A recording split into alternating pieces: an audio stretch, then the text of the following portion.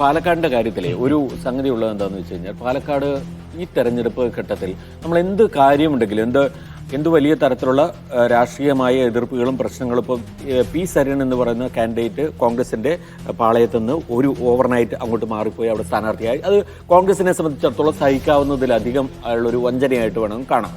പക്ഷേ അതേസമയം തന്നെ അതിനെ തുടർന്നുള്ളൊരു ഘട്ടത്തിൽ സരിൻ രാഹുലിന് അല്ലെങ്കിൽ ഷാഫിക്ക് കൈ കൊടുക്കാൻ കൈ നീട്ടുന്ന സമയത്ത് ആ കൈ തിരിച്ചു കൊടുക്കുന്നില്ല എന്ന് പറയുന്നത് യഥാർത്ഥത്തിൽ നമ്മുടെ രാഷ്ട്രീയത്തിൽ കേരളത്തിലെ രാഷ്ട്രീയ രംഗത്ത് ഉണ്ടാവാൻ പാടില്ലാത്ത ഒരു സംഗതിയായിട്ടാണ്, ഒരു പ്രവണതയായിട്ടാണ് ഞാൻ കാണുന്നത്. നിങ്ങൾക്ക് പറയാനുള്ള കാര്യങ്ങളൊക്കെ പറയാം. ശരി അതിനകത്തൊരു രാഷ്ട്രീയ സൂചന ഇന്നലെ നിഷാദ് സംസാരിച്ചപ്പോൾ ഞാൻ ശ്രദ്ധിച്ചിരുന്നു. നിഷാദ് പറഞ്ഞൊരു പോയിന്റ് ഉണ്ട്, അതായത് തിരിച്ച് കൈ കൊടുത്തു കഴിഞ്ഞാൽ ഇയാളുടെ പ്രസൻസ് അംഗീകരിക്കുന്നത് പോലുള്ള ഒരു സംഗതിയാണായിട്ടാണ് അത് കണ്ടിരുന്നത്. ശരി, ആ ഘട്ടവും കഴിഞ്ഞു നിഷാദ്. ഇന്നിപ്പോൾ തെരഞ്ഞെടുപ്പിന് ശേഷം ഫലപ്രഖ്യാപനം വന്നതിന് ശേഷം സരിൻ ജയിക്കാനുള്ള സാധ്യത കുറവാണ്, രാഹുൽ ജയിക്കാനുള്ള സാധ്യത കൂടുതലുമാണ് എന്ന നിലയിലാണ് നമ്മളിപ്പോൾ നിൽക്കുന്നത്.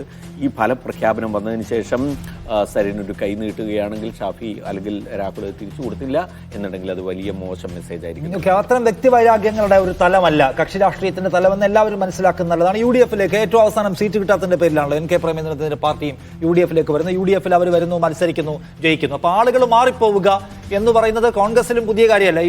നമുക്കറിയാലോ, നെയ്യാറ്റിൻകരയിലെ കഥയൊക്കെ നമുക്ക് അറിയാവുന്നതാണ്. സോ അതുകൊണ്ട് ഇതിനെ നമ്മളൊരു പരിധിയിൽ കവിഞ്ഞ്, ഇപ്പോൾ മറ്റേതൊരു തെരഞ്ഞെടുപ്പ് സ്ട്രാറ്റജിയാണ്, വിസിബിലിറ്റി ഒഴിവാക്കാനുള്ള തന്ത്രമായിരുന്നുവെങ്കിൽ അതിനെ മറികടന്നുകൊണ്ട് മനുഷ്യത്വത്തിന്റെ ഒരു പൊളിറ്റിക്സ് കൂടി എടുക്കണം എന്നാണ് പറയാനുള്ള ഒരു സമയം കിട്ടില്ല. അതുകൊണ്ട്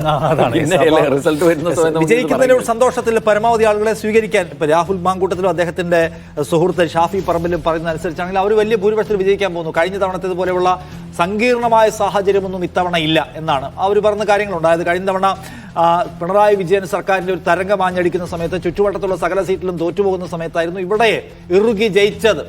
അപ്പോൾ ആ സാഹചര്യം ഇപ്പം ഇല്ല. സർക്കാർ വിരുദ്ധ വികാരം കേന്ദ്ര സർക്കാരിനെതിരെയും പിണറായി വിജയൻ സർക്കാരിനെതിരെയും ഒക്കെ വലിയ വികാരമുണ്ട്. അങ്ങനെയാണ് ജയിക്കും. അങ്ങനെ ജയിച്ചാൽ പിന്നെ വേണ്ടത് എല്ലാവരെയും അതെ MLA ആയി കഴിഞ്ഞാൽ പിന്നെ ആ ഒരു അതും വരുമല്ലോ. ഞാനിത് പറയാൻ സരിൻ പാലക്കാട്ടെ വോട്ടറുമാണ്. അതെ, വോട്ടറുമാണ്. അതെ, ഞാൻ പറയുന്നത്, ഞാൻ അന്ന് ആ തുടക്കത്തിൽ അവിടെ പോയി ആ യാത്രയുടെ സമയത്ത് ഞങ്ങൾ ആ മോർണിംഗ് ഷോയിൽ രണ്ടുപേരും അടുപ്പിച്ചടുപ്പിച്ചാണ് നമ്മളുമായിട്ട് സംസാരിച്ചത്. ഒരാൾ അപ്പുറത്ത് നിൽപ്പുണ്ട്.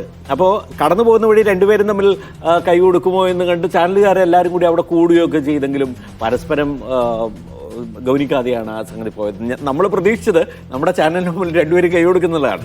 നമ്മുടെ ഒരു സ്വന്തം വിഷ്വൽ ആവണമെന്നുള്ള നമ്മുടെ സ്വാർത്ഥ താല്പര്യം അവിടെ നിന്നോട്ടെ.